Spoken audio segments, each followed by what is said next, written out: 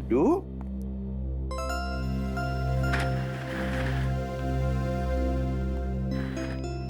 गुड्डू बेटा, डरो नहीं बेटा, तुम्हें यहां पर कोई कुछ नहीं करेगा।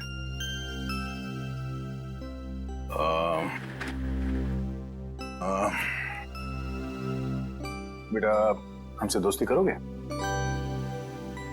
बोलो बेटा, दोस्ती करोगे हमसे?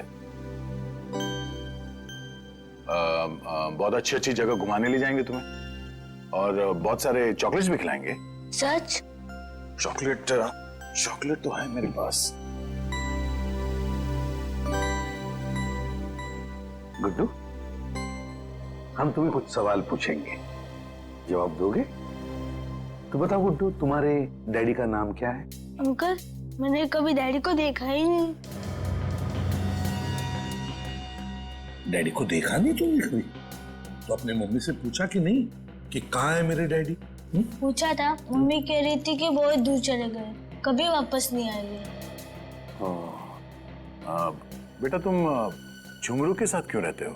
अपनी मम्मी के साथ क्यों नहीं रहते? मम्मी ने छोड़ रखा था झुमरू अंकल के पास, वही मेरी देखभाल करते थे। मम्मी तो कभी कभी आती थी मिलने। मम्मी आती थी कभी कभी मिलने? क्या वो अकेली आती थी या उनके साथ कोई और भी आता था? हर बार मम्मी के साथ अलग अलग अंकल आते थे। बहुत बुरे अंकल थे वो, मुझसे दूर रखते थे मम्मी को। चलो कोई बात नहीं। तुम्हें आइसक्रीम पसंद है? आइसक्रीम खाओगे? निखिल, गुड्डू को आइसक्रीम खिलाओ। खिला कर लेके आओ, जा। आजा गुड्डू बेटा, मैं और चिची आइसक्रीम खा के आते हैं। Okay uncle. हाँ बेटा। फिर मुझे मम्मी के पास ले चलोगे?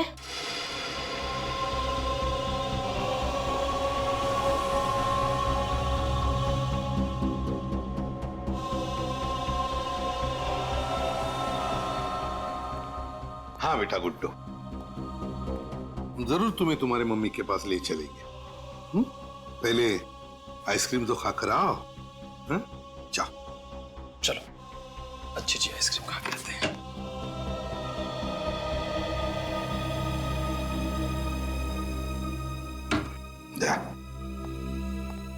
इस गुड्डू की माँ कामिनी जरूर उस गैंग में शामिल थी। हो सकता है कामिनी इस गैंग में मिली भी हो, मगर ये काम कोई उसे जबरदस्ती करवा रहा था, तभी तो बेचारी मारी गई। इस जयचंद और उसके परिवार वालों से पता लगाओ और कौन कौन लोग शामिल है इन कमीनों के साथ। और फिर ये बिंदु छुपी कहां है पता लगाओ।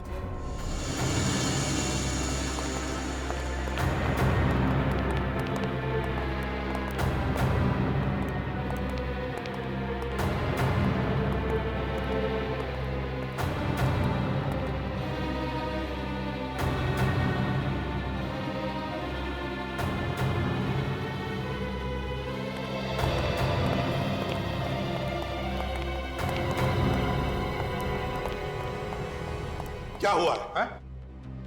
पता नहीं सर, मुंह से झाग निकलने लगा अचानक। तो कहीं जहर तो नहीं दिया किसी ने? आपने पूछताछ की? पूछा सर, पर कुछ पता नहीं चला। पता कैसे नहीं चला आपको? पूछताछ की? पूर्वी, इन लोगों के साथ हॉस्पिटल जाओ पूर्वी। यहाँ पर कौन जहर दे सकता है? अच्छा, कौन आया था इनसे मिलने? नहीं सर। लगता है किसी ने खाने में ही जहर मिलाया सर। सर, अगर खाने में जहर होता तो और लोगों को भी तो तकलीफ होती। कुछ भी बोले जा रहे हो, समझ कर ना समझ बनने की कोशिश कर रहे तो। जानबूझकर जहर दिया गया उन लोगों को, समझते हैं आप? खाना कौन बना था यहाँ पर? बुलाओ उसे। खाना बनाने वाले को लेकर क्या? अरे खाना परोसा कहाँ जाता? कहाँ परोसा जाता है? जल्दी बताइए। सर, वहां। ये सर। ये इसमें चावल है, दाल,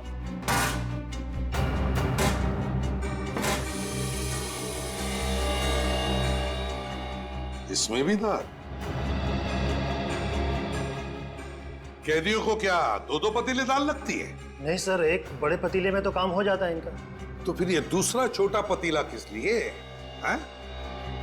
पता नहीं, है कोई दूसरा जवाब आपके पास इसके अलावा? सर, खाना इन्हीं दोनों ने बनाया था। यह है भीखू और यह है गरुण। देखो भीखू और गरुण, इस दाल में जहर है।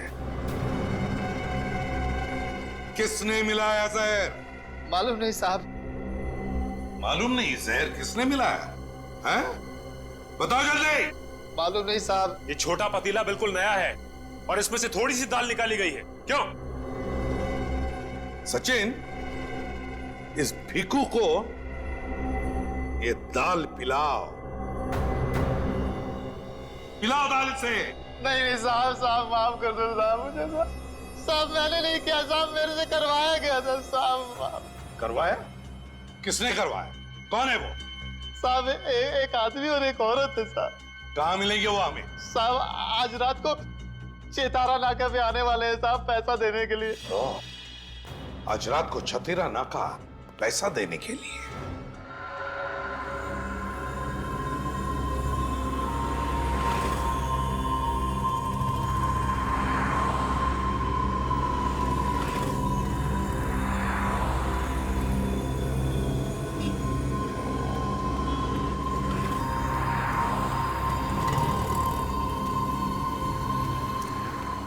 गुड जॉब भिखू, बहुत अच्छा काम किया। सांप भी मर गया और लाठी भी नहीं टूटी। अरे अरे, पैसे तो मैं घर ही भूल गई। कोई बात नहीं, पैसे के अलावा और बहुत कुछ लेकर आए हैं हम तुम्हारे लिए। सॉरी भिखू, कहा सुना सब माफ कर देना।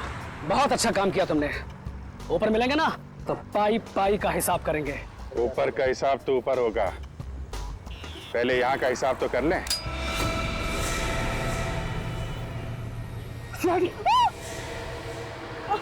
संभालो इसको।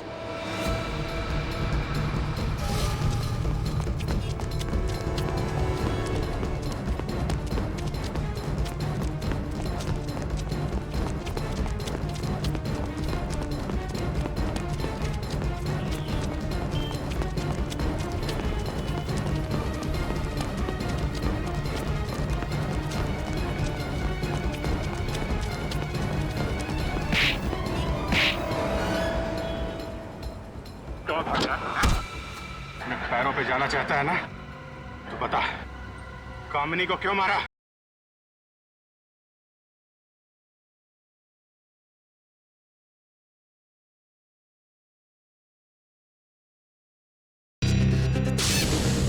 कौन है ये? कौन है ये?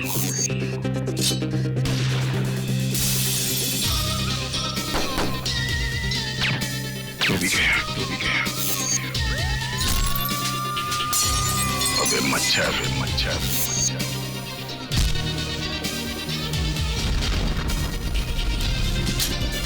सोच के आगे, जुर्म के पीछे।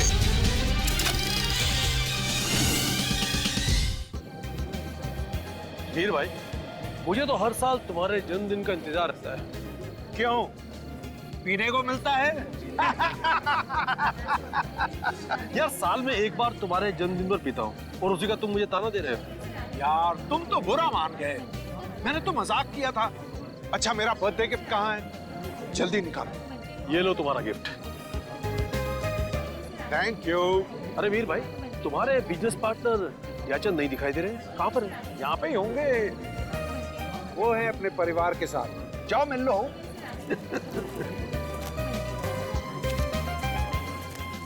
हेलो मिस्टर रंजीत, कैसे हैं आप? मैं बहुत अच्छा हूँ, आप कैसे हैं? मैं ठीक हूँ। एक्सक्यूज मी, मेरा फोन आया है। भाई जयचंद जी सब दिखाई दे रहे हैं, आपकी छोटी बहू नहीं दिखाई दे रही। वो भी अभी आती है होगी अंकल। अरे केक वेक कहाँ है? चलो भाई। आपने कुछ लिया? हाँ लिया ना ये। अच्छा।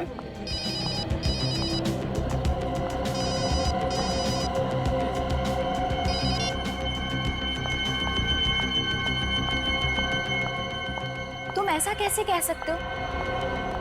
मेरी अभी बॉस से बात कराओ।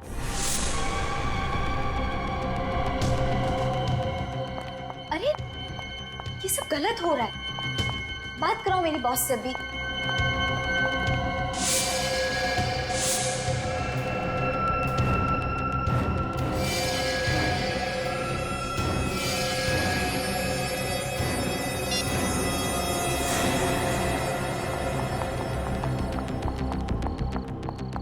अरे माया, ये क्या हुआ? किसको क्या हुआ अंकल? अरे मैं किसी की बात नहीं कर रहा हूँ, मैं तुम्हारे चेहरे की बात कर रहा हूँ। ये तो बस। अरे कुछ नहीं भाई साहब, माया बाथरूम में गिर गई थी, ऐसे ही जरा हल्की सी चोट आई है। हाँ, अरे भाई घर गृहस्थी में तो सब चलता रहता है, अब छोड़ो ना। आओ केक काटते हैं, कम कम चलो चलो। मैंने मॉम डैड से बात कर ली है, मिल वाली जमीन देने के लिए तैयार है। कब देंगे? जब तुम ऊपर पहुंच जाओगी तब? जी जी, जून तक दे देंगे। जून तक तो तुम्हारी हड्डियां भी नहीं मिलेंगी उन्हें। आइए आइए आइए, सब आइए आइए, आ जाओ। आइए मैडम, चलिए सर। आगे आ जाओ। Happy birthday to you, happy birthday to you, happy birthday to dear me, happy birthday to you, may God bless you, may God bless you. Ranjit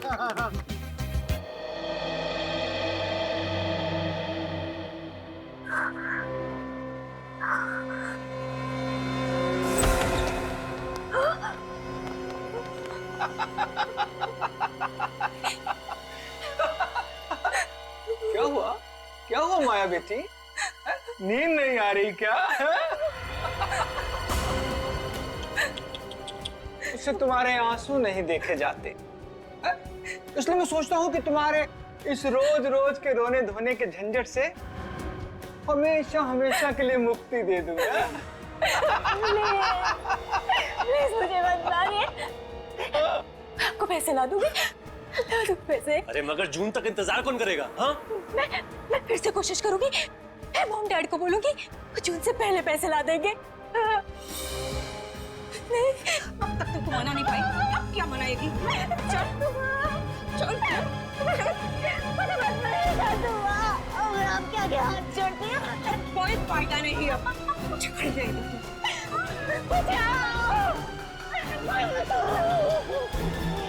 जाओ इसके हाथ पैर बांधो, चलो जाओ कुछ लाओ।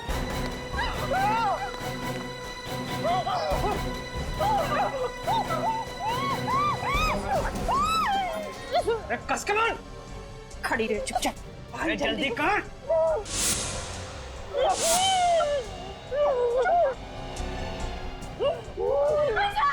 मंती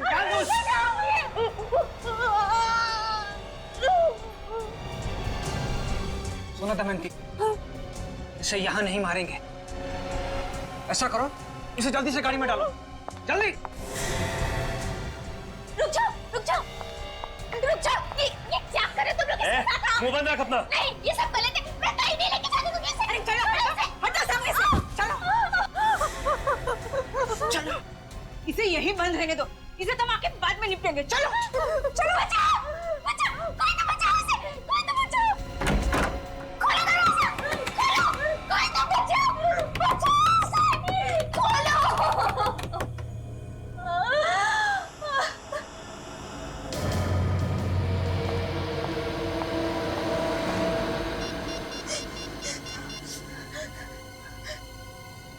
हेलो, गोली मार देते हैं इसे, जंगली जानवर इसकी लाश को खा जाएंगे, हड्डियां तक नहीं मिलेंगी।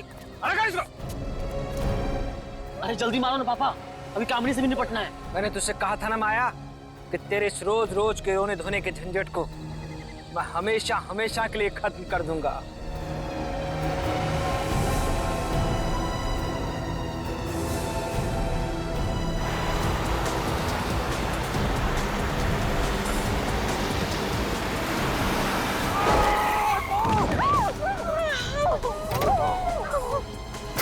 अरे मुझे छोड़ो, उसे पकड़ो, नहीं तो सब के सब मारे जाएंगे।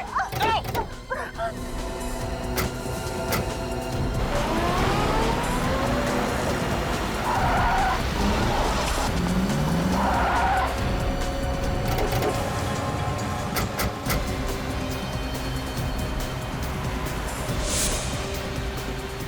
कहाँ जाएगी बचकर?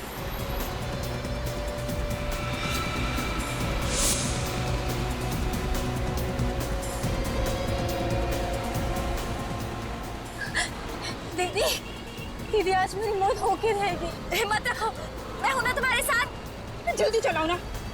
ठोक दो। पापा जल्दी करो पापा।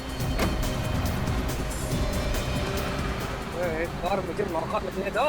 कामिनी को भी मार दिया होता उसी वक्त तो आज ये नौबत ही नहीं आती। रोक दे दोनों को, लगेगा साला दोनों एक्सीडेंट में मारी गए।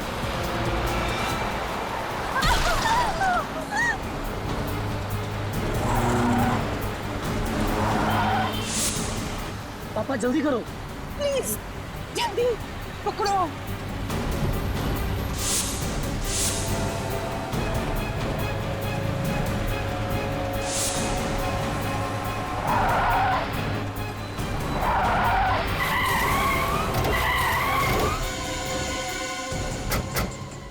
विवेक, पूर्वी, तुम लोग उस गाड़ी पे देखो, बहुत तमाशा हो गया। चलो देख लो बात।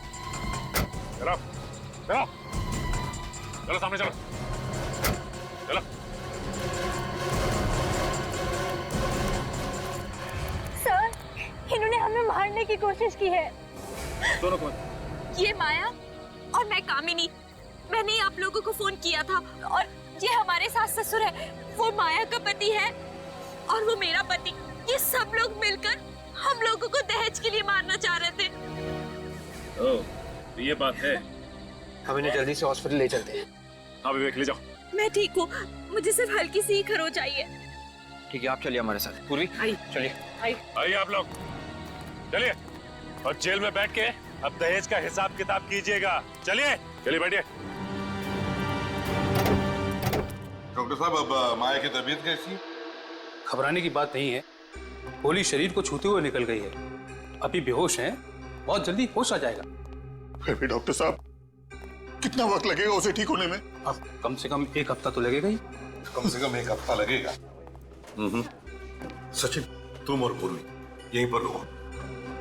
डॉक्टर साहब, एक बात बताइए, गोली के अलावा और भी कोई घाव या कोई निशान है माया के शरीर पर? नहीं, घाव तो नहीं, मगर मारने पीटने के निशान हैं शरीर पर। अच्छा, मारने पीटने के लिए? जी। जिंदगी नरक बता दिया मेरी बेटी का उन लोगों ने सर। इतना दहेज दिया फिर भी मारते थे। वो दहेज के लिए माया को मारते थे, तुम्हें पता था? जी। तो फिर तुम पुलिस में क्यों नहीं गए? उन लोगों ने धमकी दी थी कि अगर पुलिस में कंप्लेंट किया तो लोग मेरी बेटी की जान ले लेंगे। अरे कोई मजाक है क्या? बेटी की जान ले लेंगे? तुम चुप बैठे इसलिए उस पर वो जुर्म ढाते रहे।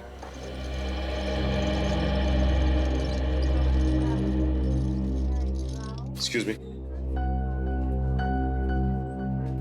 ठीक है जाइए।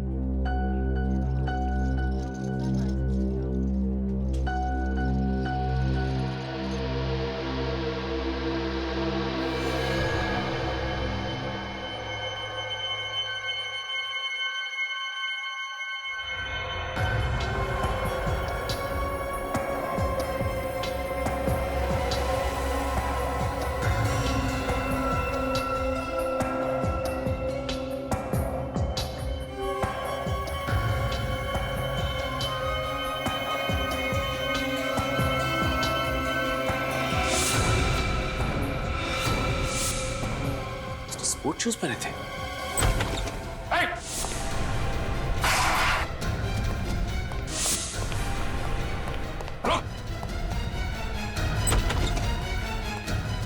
क्या हुआ पूरी? सर, किसी ने माया पे हमला किया। माया पर हमला किया?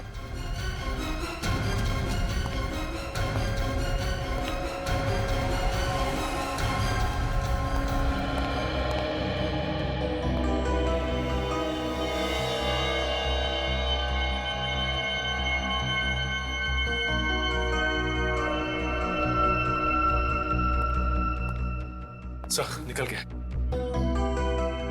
सचिन, लगता है हमला करने वाला कोई लड़की थी।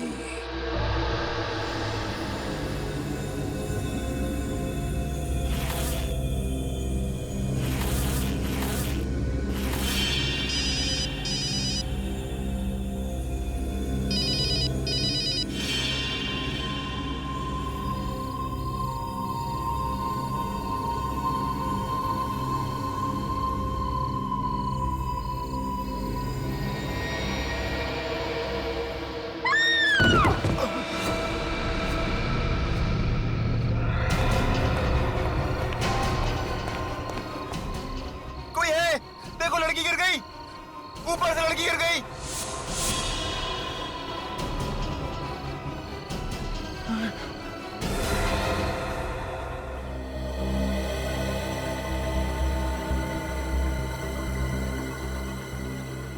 मुंह के बल गिरी है, सिर के पीछे किसी ने वार किया। पलटाओ इसे। माय गॉड, इसका चेहरा इतना खराब कैसे हो गया? पूरी तरह से टूटा है चेहरा, फ्रैक्चर हुआ। देखो जरा, और भी कोई चोट है क्या? अच्छी तरह से देखो।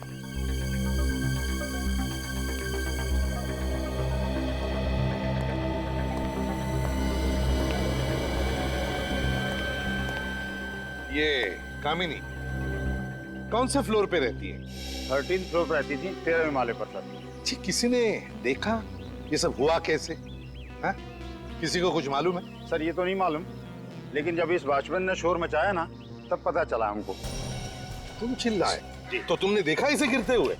नहीं सर, मैंने भी गिरते हुए नहीं देखा, मैंने तो सिर्फ चीख सुनी थी। यहाँ पे देखा तो ये गिरी पड़ी थी।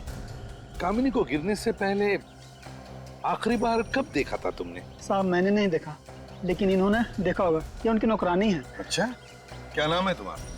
बिंदु साहब। अच्छा बिंदु, तुम रहती कहाँ हो? साहब मैं यहाँ पे नहीं रहती, मैं दूसरी जगह रहती हूँ। सुबह आई तो पता चला मुझे। क्या तुम्हें मालूम है कामिनी को कोई परेशानी थी उसके घर में? जी साहब, मैडम को सास ससुर बहुत तंग करते थे, इसीलिए मानसिक तनाव था उन्हें। अरे सास ससुर तो उसके सड़ रहे हैं जेल में, अब काहे का तनाव? अच्छा बिंदु, एक बात बताओ, कल रात को कितने बजे तक थी तुम कामिनी के पास? सब रात को खाना बनाने के बाद मैडम को मैंने दवाई दे दी और 11 बजे के आसपास में चली गई थी। और भी कोई आया था उससे मिलने के लिए? नहीं साहब, जब तक मैं घर पे थी तब तक तो कोई भी नहीं आया, और मैं जाने के बाद मैडम ने अंदर से कुंडी लगा ली थी। तो तुम में से किसी को भी मालूम नहीं हा? कि ये सब हुआ कैसे? कामिनी नीचे गिरी कैसे? बड़ी अजीब बात है।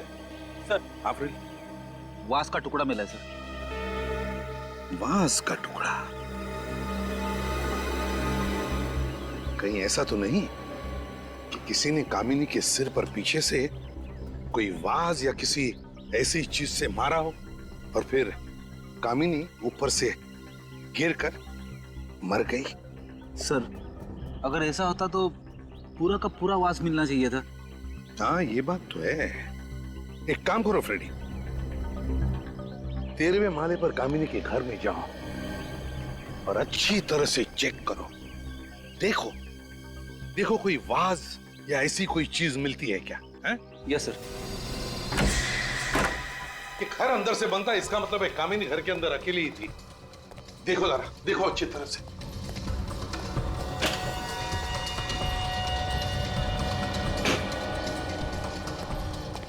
ये क्या है? तो सामान पैक करके रखा हुआ है, शायद कहीं जाने की तैयारी थी। हाँ, लग तो ऐसा ही रहा है। कहाँ जाने वाली थी कामिनी? नहीं साहब, मुझे तो कुछ बोला नहीं मैडम ने, और ये बैग भी मेरे सामने नहीं पैक की है उन्होंने। सर, अगर कामिनी बाहर जाने वाली थी तो उसने आत्महत्या यहाँ पे क्यों की? बाहर भी कर सकती थी। वही तो फ्रेडी, वही तो। ये कोई आत्महत्या नहीं है, कुछ और ही चक्कर है। इस बैग को तुम अच्छी तरह से चेक करो, देखो कुछ मिलता है क्या? है? Yes sir.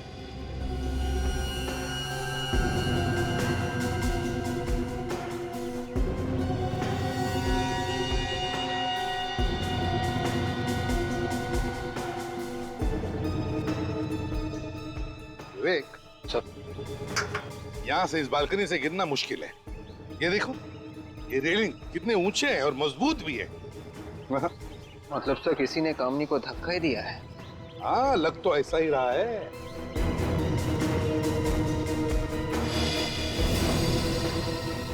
ये क्या है विवेक? जरा हटो।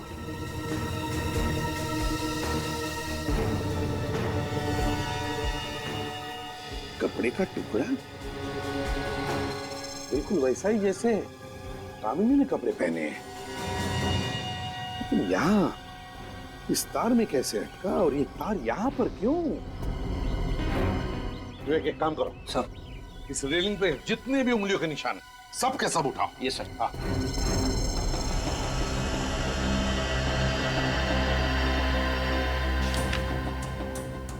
फ्रेडी, फाइल मिली बैग में से। बच्चे का बर्थ सर्टिफिकेट, तारीख है 5 नवंबर 2005 और माँ का नाम सुखी। सुखी? बिंदु, ये सुखी कौन है, जानती हो तुम? नहीं साहब, मुझे नहीं पता। नहीं पता? कामिनी ये बर्थ सर्टिफिकेट लेकर कहां जा रही थी? क्या इस बर्थ सर्टिफिकेट का कामिनी के खून के साथ कोई कनेक्शन है? पता लगाना पड़ेगा। दया, ये कामिनी बिल्डिंग के 13th फ्लोर पे रहती है, तो रात के 2 बजे उसका घर के बालकनी में आना और फिर वहां से नीचे गिरना, ये कोई इत्तेफाक नहीं है दया। हाँ सर, वो तो दवाई खा के सो गई थी। सर, हो सकता है किसी ने सोती हुई को उठा के नीचे फेंक दिया हो। अगर घर के अंदर कोई पहले से छुपा हुआ होता तो ऐसा काम हो सकता था, क्योंकि घर का दरवाजा अंदर से बंद था। वैसे भी आत्महत्या तो नहीं लग रही है। सर, बंद घर में हुआ है, पता लगाना बहुत ही मुश्किल है सर। एक रास्ता है निखिल, एक रास्ता है। वो बर्थ सर्टिफिकेट और सुखी, इन दोनों के बारे में पता चल गया ना, तो हम अंदाजा लगा सकते हैं। सर, सुखी के बारे में शायद ये माया कुछ जानती होगी। तो फिर दया, पूछो इस माया से कि ये सुखी है कौन, और सारे बस स्टेशन, रेलवे स्टेशन और एयरपोर्ट के बुकिंग ऑफिस में जाकर पता लगाओ कि ये कामिनी जा कहां रही थी। जो काम तुमने किया है ना माया, वो हर औरत को करना चाहिए। दहेज लेने वाले सभी आदमी को जेल में होना चाहिए। इस बधाई की हकदार कामिनी दीदी है, उन्होंने मेरी जान बचाई थी। अफसोस की बात है कि कामिनी अब इस दुनिया में नहीं रही। बिल्डिंग से गिरकर उसकी मौत हो गई। क्या? कैसे गिरी वो? देखिए, ये सब तो जांच पूरी होने के बाद ही पता चलेगा। मैं एक बात बताऊं, क्या तुम किसी सुखी नाम की लड़की को जानती हो? जी नहीं। इस ईयररिंग को देखो, बताओ तुम पहचानती हो इस ईयररिंग को? किसकी है ये? ये तो बिंदु की है। बिंदु की? ये उनकी नौकरानी है। ये बिंदु तो कामिनी की नौकरानी है। बिंदु ने ही तुम पर हमला किया है माया, और इस बिंदु ने ही कामिनी को भी मारा है। उठाओ इस बिंदु को। सर, ऐसा लगता है कि कामिनी के सर के पीछे जो चोट लगी थी वो गिरने से नहीं लगी है सर। हाँ दया, उसके सिर पर किसी ने मारा और खून किया है। हाँ सर, सर ये सफेद पाउडर भी था चोट में। सारुखी ने बताया किस चीज का पाउडर है? सर, सिरामिक के वास से सर पे मारा गया है, उसी का पाउडर है। हाँ, वहां पर हमें एक वास का छोटा सा टुकड़ा मिला था।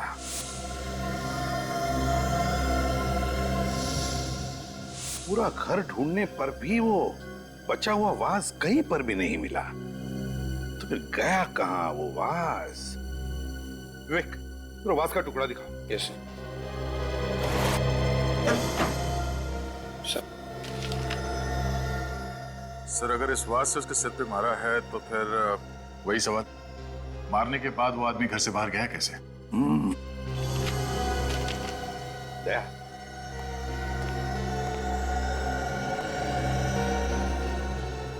इस फोटो को गौर से देखो। इस फोटो में कामिनी के सिर पे जो घाव है वो यहाँ है, बिल्कुल पीछे, बीचों बीच है। मतलब सर, कामिनी ने बालकनी में आने के बाद जैसे ही नीचे देखा तो किसी ने ऊपर से, मतलब छत से नीचे वास फेंक के मारा। Exactly. वास कामिनी के सिर पे लगा और उसकी वजह से कामिनी नीचे गिर गई और उसकी मौत हो गई। मगर सर, कुछ तो हुआ होगा कि कामिनी को रात के 2 बजे बालकनी में आना पड़ा। शायद किसी ने उसे फोन करके बुलाया होगा, इसीलिए बालकनी में आके नीचे देख रही थी। बस कामिनी के फोन रिकॉर्ड चेक करो, पता चल जाएगा। सर, बिंदु के बारे में पता चल गया। क्या पता चल? बरताली मार्केट में रहती है और घर पे मिली नहीं सर, कल से लापता है। बिंदु घर से कल से ही गायब है। तो इसका मतलब है उसका कामिनी के खून से कोई ना कोई संबंध जरूर है, कोई ना कोई संबंध जरूर है। सर ये कामिनी के रिजर्वेशन की कॉपी है। वो ट्रेन से भूगोलपुर जा रही थी। भूगोलपुर जा रही थी? कामिनी भूगोलपुर किस लिए जा रही थी? किस लिए? इस कामिनी के बिल्डिंग के वॉचमैन और सेक्रेटरी से बात करनी पड़ेगी।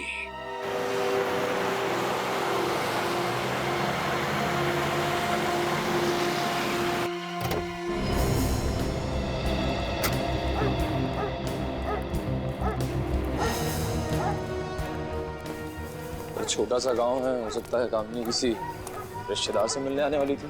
क्यों? उसका घर नहीं हो सकता यहाँ पे? हाँ सर, ये भी हो सकता है। कोई पहचान ले?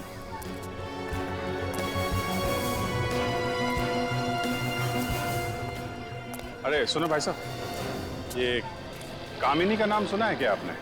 हाँ सुना है। अरे वाह, कहाँ कहाँ सुना है? महाभारत में। नहीं, मैंने सोचा कि आप यहाँ गांव की किसी कामिनी की बात कर रहे हैं। अब ये फोटो देखो, इसको पहचानते हैं? हाँ, ये तो कामिनी सुखी है। सुखी? कामिनी सुखी, सुखी कामिनी? इसकी शादी मुंबई में हुई है ना, जयचंद परिवार में?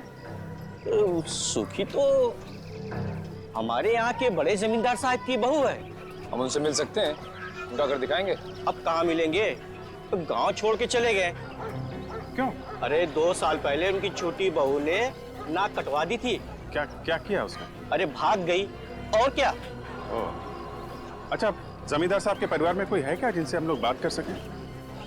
तो कोई नहीं, हवेली तो खाली पड़ी हुई है। हवेली खाली पड़ी है?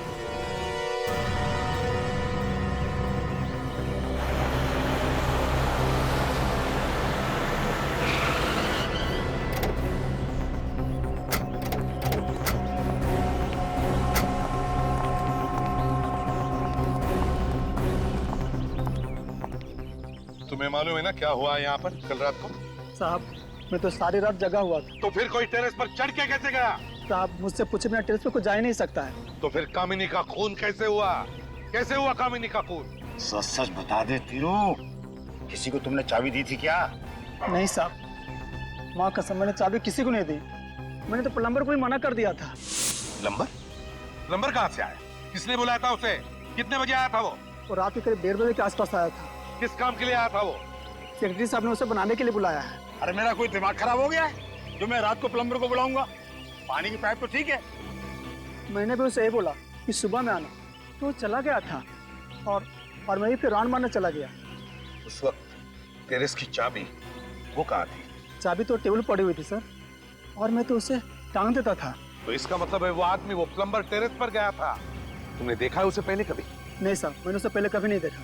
याद करके बताओ, दिखता कैसा था वो? हैं? कैसे दिखता था? कोई खास बात उसकी बताओ। हाँ साहब, याद आया, उसके हाथों में कुछ लगा हुआ था। क्या लगा हुआ था? उसके हाथों और नाखूनों में पेंट था और मिट्टी जैसी कुछ अजीब चीज लगा हुआ था। हाथ और नाखूनों में पेंट और मिट्टी, पेंट और मिट्टी, पेंट और मिट्टी, मिट्टी के बर्तन, मिट्टी के बर्तन। सर, हाँ, ये बिंदु भी वहीं पे रहती है जहां पे मिट्टी के बर्तन बनते हैं। ओह, बिंदु वहीं पर रहती है जहां पर मिट्टी के बर्तन बनते हैं। तो इसका मतलब है कि कामिनी का खून बिंदु और उस प्लम्बर ने ही किया है।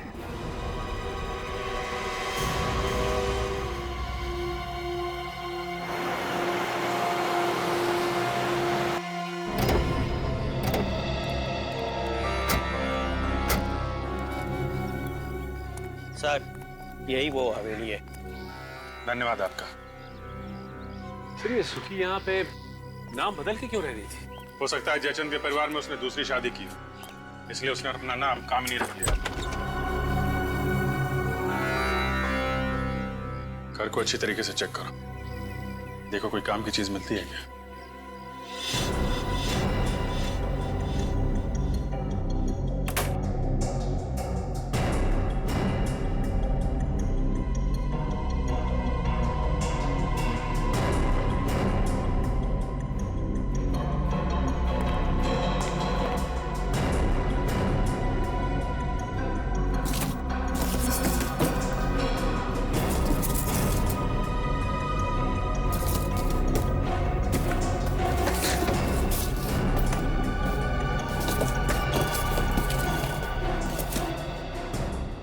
रद्दी रद्दी पड़े हैं सब।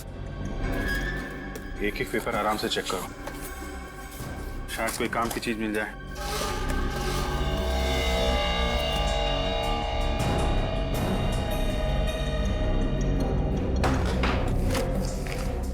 ये देखिए, इन फोटोज में ये बिंदु भी है दुल्हन के जोड़े में। कामिनी की मेट शादी के जोड़ों में? ये क्या मामला है? सर कहीं ऐसा तो नहीं कि ये राजघराने की बहू है उसकी? हो सकता है, मगर यहाँ बिंदु कामिनी के अलावा ये तीसरी औरत भी है। कहीं यही छोटी बहू तो नहीं जो भाग गई थी?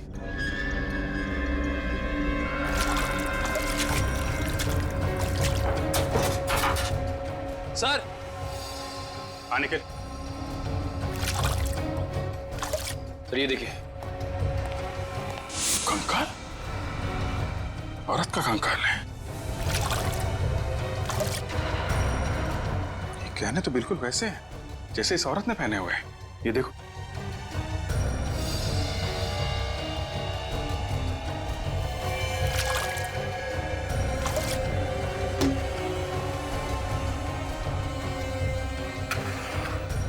लगता है ये तीसरी बहू का कंकाल है। सर मतलब ये भागी नहीं थी, जमींदार परिवार ने इसे मारा है।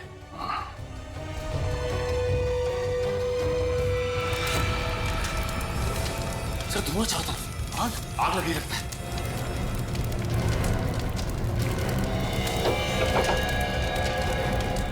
वो कंकाल बाहर निकालो जल्दी। अरे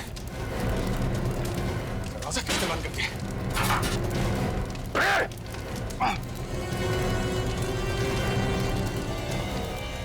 कौन उधर?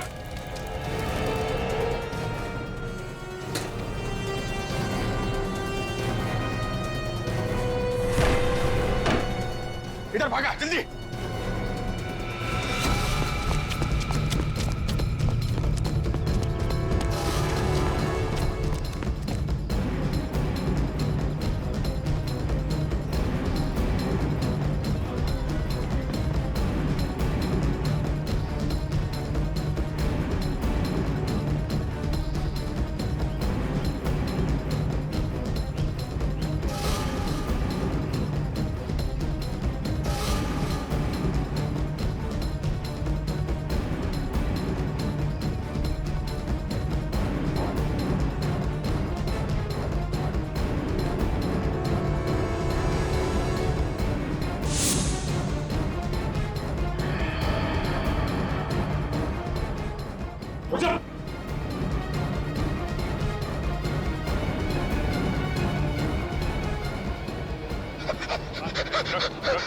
रख नहीं तो गोली मार दूंगा।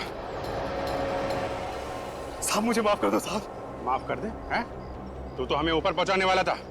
कौन है तू? साहब मेरा नाम झुमरू है साहब। लेकिन तुम मारना क्यों चाहता था? साहब मुझे जमींदार साहब ने हुक्म दिया था कि अगर कोई भी हवेली में घुसता है और कोई चीज ढूंढने की कोशिश करता है तो उसे जान से मार दो। अच्छा, कहाँ है तेरा ये बड़ा जमींदार? साहब पता नहीं वो कहाँ है साहब, लेकिन उन्होंने मुझे पैसे देके गए हैं और कहा है कि हवेली का और बच्चे का ख्याल रखना साहब। बच्चे का ध्यान रखना? कौन सा बच्चा? साहब गुड्डू, सुखी का बेटा साहब। सुखी का बेटा तुम्हारे पास है वो? हाँ साहब। चलो दिखाओ, लेके चलो इसे। सचिन पुलिस स्टेशन से पता करो छोटी बहू के गायब होने की कोई एफआईआर लिखवाई गई है क्या, और उसके मायके वालों को इन्फॉर्म करो। आइए बैठिए।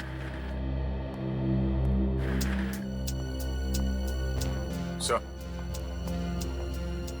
इस लड़की की फोटो हमें भूगोलपुर की हवेली में मिली थी, ये उनके माता पिता है सर।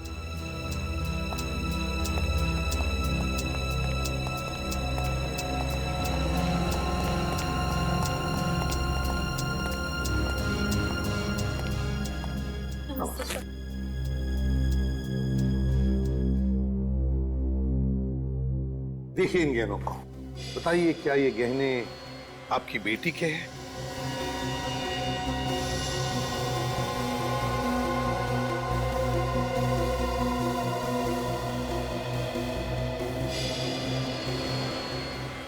ये तो मेरी बेटी चारू के गहने हैं। आपको कहां से मिले? भूगोलपुर के हवेली में हमें एक कंकाल मिला था। ये कंकाल के गले में था।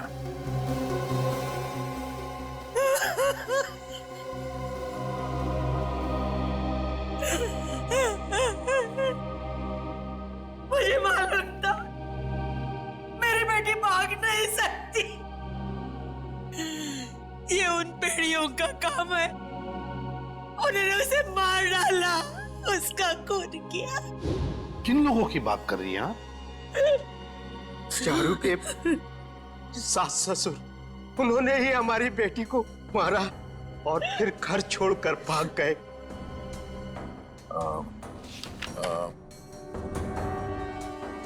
क्या इनमें है बोलो? हाँ हाँ साहब, यही है वो दहेज के लोभी जिन्होंने मेरी बेटी को मारा। पहले तो चारू की शादी अपने बेटे से करा ली और फिर दहेज की मांग करने लगे। तो क्या आपने दहेज दिया इन लोगों को? हाँ साहब, हमारे पास कोई रास्ता नहीं था। मुझसे बेटी का दुख देखा नहीं गया, इसीलिए हमने 2.5 करोड़ की संपत्ति इनके नाम कर दी और उन लोगों ने मेरी बेटी को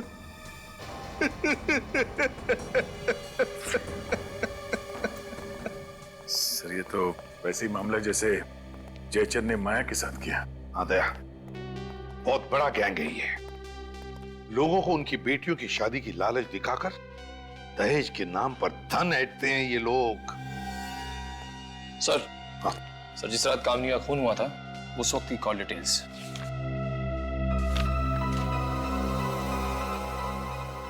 ये देखो दया, रात के 1:30 बजे कामिनी को किसी शौनक नाम के आदमी का फोन आया था।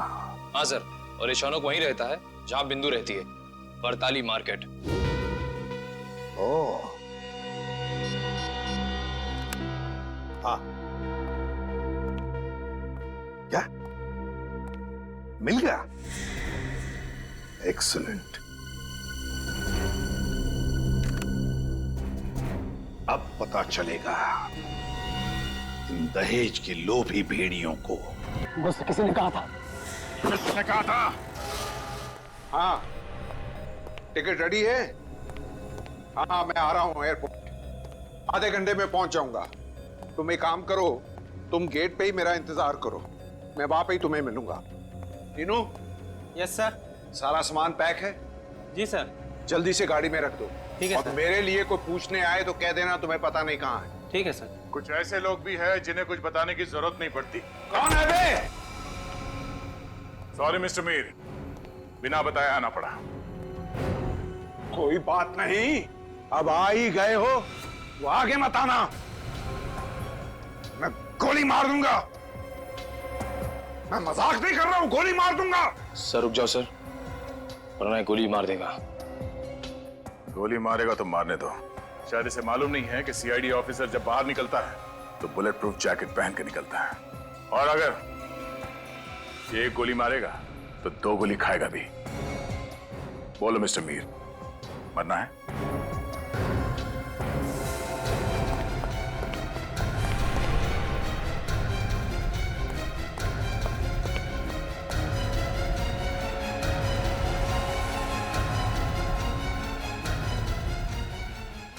मिस्टर मीर, रास्ता उस तरफ है, चले। मुझे छोड़ दीजिए सर, मुझे माफ कर दीजिए। सीआईडी को गन दिखाएगा तू? सीआईडी को?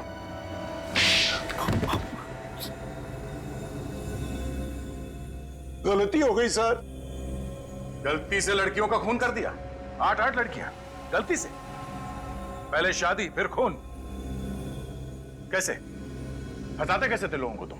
सर, हम जिस शहर में जाते थे हम दिखाते थे कि हम बहुत अमीर हैं, बहुत शान और शौकत है हमारे पास, और लोगों को लगता था कि कोई बड़ा खानदान आया है। जी, अमीर लोगों के साथ जान पहचान बढ़ाकर हम अपने बेटे की शादी का प्रस्ताव रखते थे। और ऊंचा खानदान देखकर लोग अपनी बेटियों की शादी करने के लिए राजी हो जाते थे।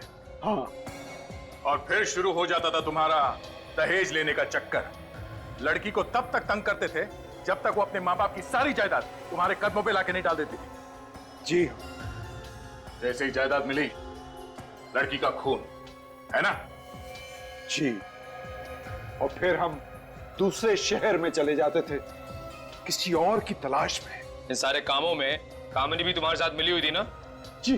तो फिर उसे क्यों मारा? वो लड़कियों को मारना नहीं चाहती थी, उसने जयचंद और बाकी लोगों को फंसा दिया था। विवेक, इन्हें अंदर भेजने का इंतजाम करो, केस चलेगा। फांसी का ऑर्डर आने तक ये वहीं रहेंगे। कामिनी ने वाकई बहुत बहादुरी और वीरता का काम किया है। हाँ दया, बिल्कुल। अफसोस सिर्फ इस बात का है कि बेचारी को अपनी जान गंवानी पड़ी।